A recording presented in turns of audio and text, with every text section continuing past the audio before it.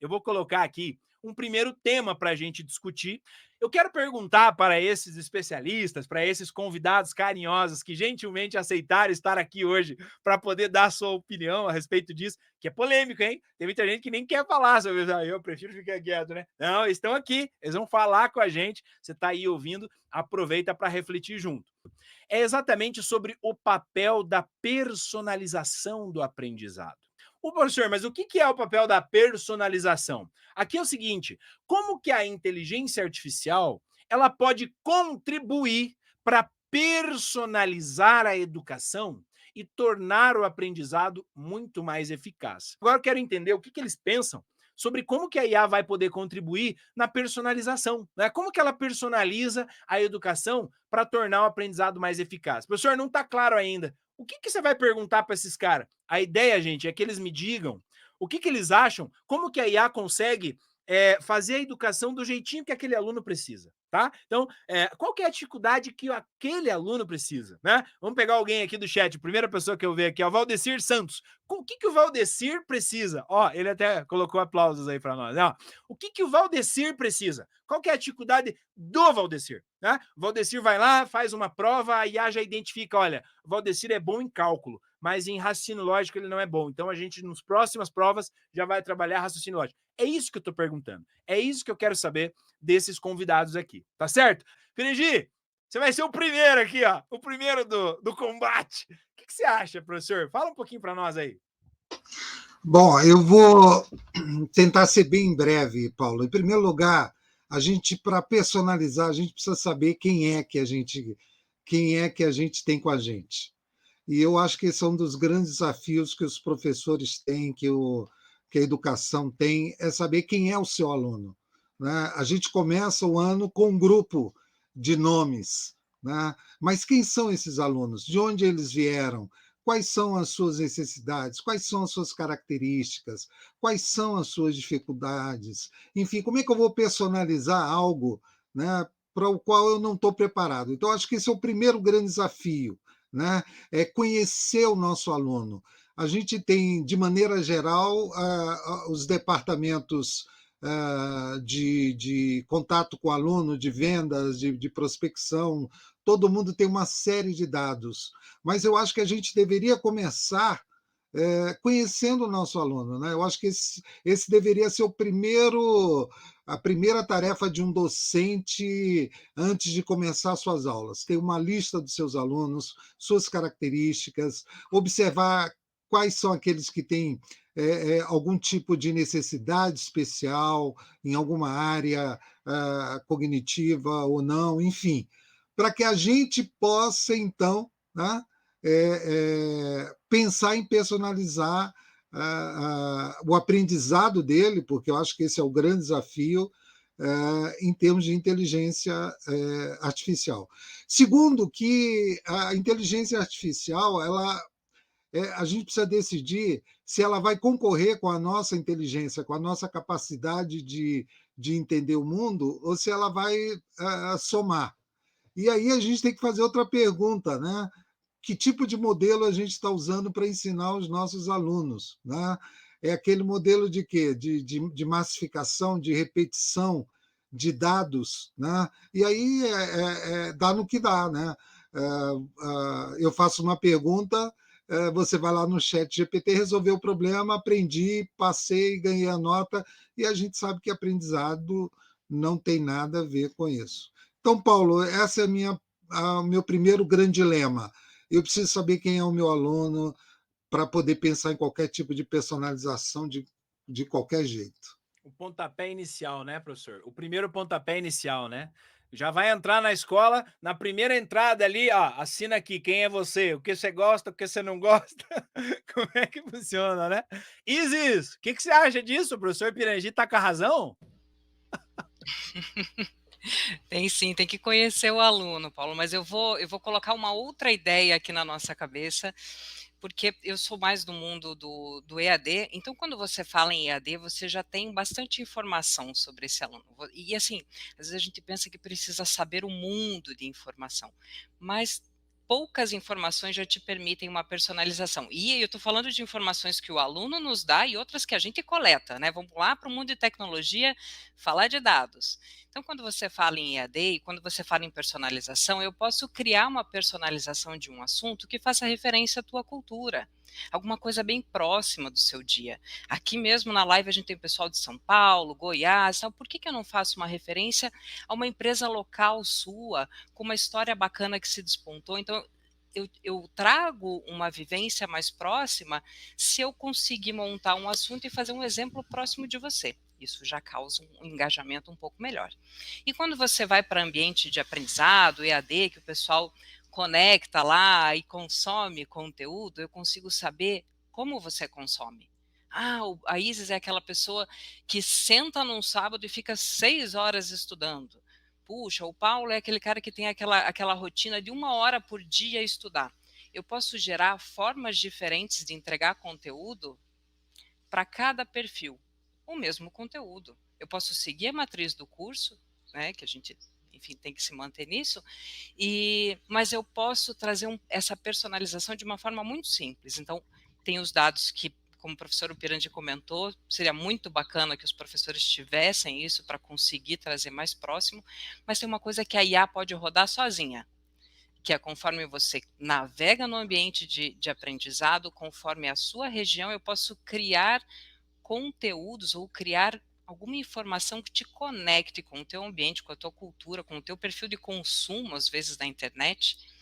Então, eu consigo trazer essa personalização. Já tem aí algumas ferramentas, que nem o Khan Academy, já tem algumas coisas que ele vai trazendo. Só um comentário para não tomar tempo dos demais, Paulo. Tem uma personalização que eu acho muito bacana, porque o objetivo da educação é preencher lacunas de conhecimento, né? Eu te dou um conhecimento e vou preencher. Desculpa, o objetivo da avaliação é identificar essas lacunas e preencher. O Khan Academy faz isso com inteligência artificial. Você vai respondendo, eu vou ajustando as perguntas. Opa, encontrei uma lacuna, guardo ela. Te dou outra pergunta, guarda essa lacuna. No final, eu avaliei não a tua capacidade de compreender todo o conteúdo, mas as lacunas que estão aqui que você precisa complementar. Então tá aqui, ó, tá aqui um conteúdo para você. Complementa o teu conhecimento, né? Estimula a tua curiosidade. Tá? Isso é personalização com base nos dados que você troca, não naqueles que você quer passar. Exatamente. Não é algo proativo, né? Sem querer, o cara já tá passando, né? E a IA consegue identificar isso, né? Interessante mesmo. E esses aplicativos aí que a Isis coloca também. Prof. Mônica, vamos dar puxão de cabelo aí, ó. Vamos discordar, vamos falar que não é bem assim, não. O que você acha, prof? Eu acho que é bem assim, Paulo. A personalização da educação, a IA pode nos ajudar. Vou falar da minha experiência na escola, justamente quando a gente observa as deficiências, as dificuldades do aluno em questões específicas no desenvolvimento de certas habilidades, no caso do trabalho com uma disciplina específica, mas de uma forma geral, no desenvolvimento, no incentivo ao aluno estudar. E eu vejo, para mim, um dos pontos em que a IA mais auxilia numa realidade que nós temos hoje dentro das escolas, que é no atendimento a crianças com necessidades especiais, crianças e jovens. A gente tem hoje, vou falar pela experiência da minha escola, uma necessidade de desenvolver conteúdos e materiais adaptados. Eu não tive essa formação. Eu tenho uma formação na área de geografia, uma formação básica. Eu não tenho condições de preparar materiais adaptados. Eu não conheço muitas vezes todas as deficiências, as especificidades das necessidades especiais. E muitas vezes a escola não nos dá um suporte para atender essas necessidades. Então, como que eu, que não tive esse preparo, vou elaborar um material para atender a essas necessidades? Então, esses mecanismos de inteligência artificial me ajudam e nos ajudam muito nisso, a preparar um material que seja adaptado às necessidades reais daquele estudante, auxiliando ele a desenvolver as habilidades que ele precisa. Então, eu E acho não que é, esses mecanismos nos ajudam muito nessa personalização específica. e não é nenhuma questão de somar, né, Mônica, como você colocou aí. É porque a gente realmente não consegue fazer em algumas situações, né? Exato. Eu É não uma tenho, limitação mesmo, não tenho formação exatamente. para isso. Porque a gente não consegue fazer, a IA vem e consegue fazer, né. Interessante pensar, Exatamente. interessante esse ponto que a Prof. Mônica traz, pessoal, porque a gente fala muitas vezes do senso comum e esquece de tratar de alguns temas que, de fato são necessidades especiais, né, onde a Prof. Mônica traz para nós, né. É isso mesmo, Prof. Andréia? É isso mesmo? Será que nós vamos dar um puxão de cabelo na Prof. Mônica Gente, agora? minha cabeça está aqui explodindo. E assim, o bom da gente falar depois é que a gente vai pegando um pouquinho do que cada colega falou e Isso. vai conseguindo juntar algumas pecinhas do quebra-cabeça. Com relação ao case que você apresentou do chat GPT, Paulo, eu acho que ele comunica muito também. E ele está articulado com a personalização, a necessidade. Porque ele mostra para a gente que esse tipo de avaliação, esse tipo de atividade não cabe mais. Não cabe mais. Né? Porque ele está baseado numa estrutura conteudista que a gente precisa quebrar. Não cabe mais pedir para o aluno para ele apresentar uma pesquisa e avaliar ele com base nessa pesquisa, porque é a lei do menor esforço, ele vai correr para essas ferramentas e vai pedir que o trabalho seja feito por elas. Né? E isso é inteligente, isso não tem nada de burro, não, porque eles vão seguir esse caminho e a gente precisa estar na frente para isso. E daí eu vi um comentário aqui no chat que a Olga falou de que é bem complexo o assunto e que a gente precisa repensar, não é, a nossa modelagem, não é, dos esquemas, não é, dos processos de ensino e aprendizagem. E a partir daí eu não consigo enxergar em outra saída a não ser a união da tecnologia, sabe? Que daí vem a Isis falando dos dados que podem ser utilizados, ou o professor Pirangi fala da questão da necessidade do professor ter esse conhecimento da sua turma, e isso é possível quando a turma é pequena, mas quando a gente vai para uma larga escala, a gente vai precisar de tecnologia, né, para poder juntar esses dados, para poder direcionar esses dados. E daí, a saída que eu vejo, né, para a gente conseguir uma boa personalização é juntar esses dois mundos, né? O mundo da intencionalidade pedagógica que nós precisamos e que nós contemplamos dentro dos nossos planejamentos e do que a tecnologia pode nos trazer de bom. E esse movimento precisa ser multidisciplinar, né? É algo que a Isis vai vir, né, com o conhecimento e com toda essa expertise, né, do uso desses dados, e nós que somos do pedagógico, os professores, né, aqueles que planejam as disciplinas e os seus conteúdos, né? Porque a gente deve deixar de mão essa coisa de estar tão ligado ao conteúdo e passar a avaliar e a trabalhar no processo, né? Trabalhando com avaliações que sejam processuais e dessa forma a gente vai conseguir um bom resultado na personalização.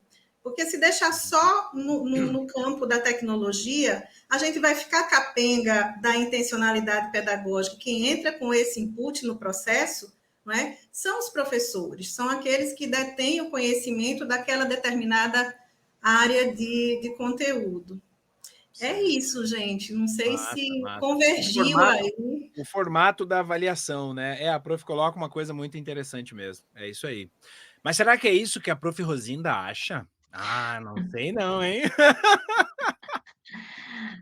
Então, eu vi um movimento bastante grande nesses anos de sala de aula, do modelo presencial para o modelo EAD, e a instituição que eu trabalho hoje, nós somos basicamente EAD, nós nascemos com essa proposta, com essa temática. E aí eu entendo a inteligência artificial para nos auxiliar na personalização de um ensino que até então poderia ser pensado como massificado. E nós temos um grande trabalho de desenvolvimento de material, de desenvolvimento de habilidades, de competência dos alunos, principalmente para eu, Rosinda, que sou da área de negócios, sempre preocupado em o que nós vamos oferecer, né? Como que nós vamos colocar esse profissional no mercado para atender as demandas das organizações. Então, eu vejo assim, com muita simpatia, eu curto muito a questão da inteligência artificial, eu vejo o seguinte, não tem como fugir. Gente, essa é a nossa realidade, isso não é futuro, isso é ontem já. Né? Em janeiro, quando eu tive o primeiro contato com o chat GPT, eu fiquei tão surpresa quanto a maioria das pessoas que já sabia do desenvolvimento, mas não entendia o tamanho do poder que essas ferramentas já tinham. Então, tá, daí chegou o ChatGPT, em seguida chegou o Perplexity, e depois vieram os outros, né? E veio o Bing, veio o Bard e tal. Então, significa dizer, não tem como fugir. O que compete a nós?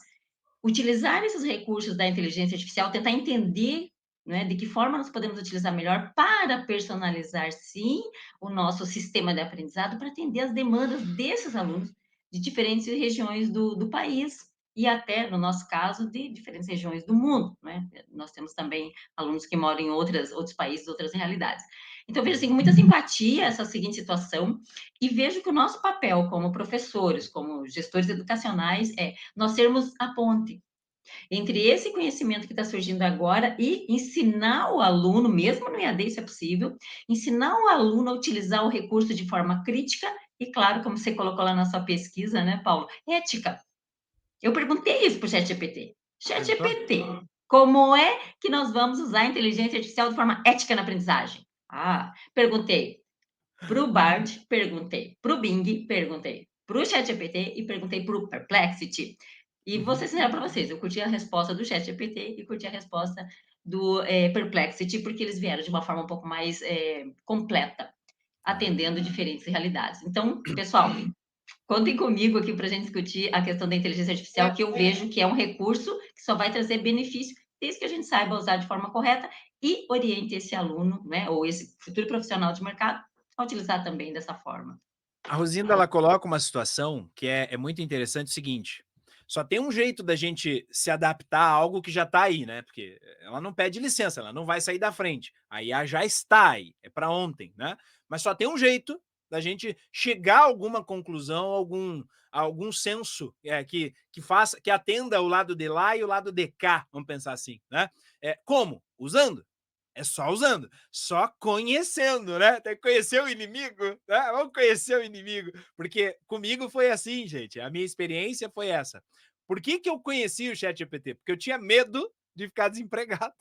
Né? Os meus professores de mestrado que sabem disso, o Paulo morre de medo do ChatGPT. Eu morria de medo do ChatGPT. Falei, meu Deus, minha esposa Karine falava, Karine, eu vou ficar desempregado, Karine, esse ChatGPT faz o que eu faço, e agora, né? E aí eu fui descobrir que não era bem assim, né? Que o meu topete ainda vai brilhar um tempinho aí, tá? Porque eu não tô tão obsoleto assim. Mas foi conhecendo a ferramenta que eu comecei a entender como que eu poderia, então, trazer qualidade nas minhas aulas, como que eu poderia oferecer um conteúdo de qualidade nas minhas aulas, como que eu poderia instigar mais os meus alunos, né, durante os meus eventos, as minhas ações educacionais, usando, que é o que a prof. Rosinda colocou para nós, né?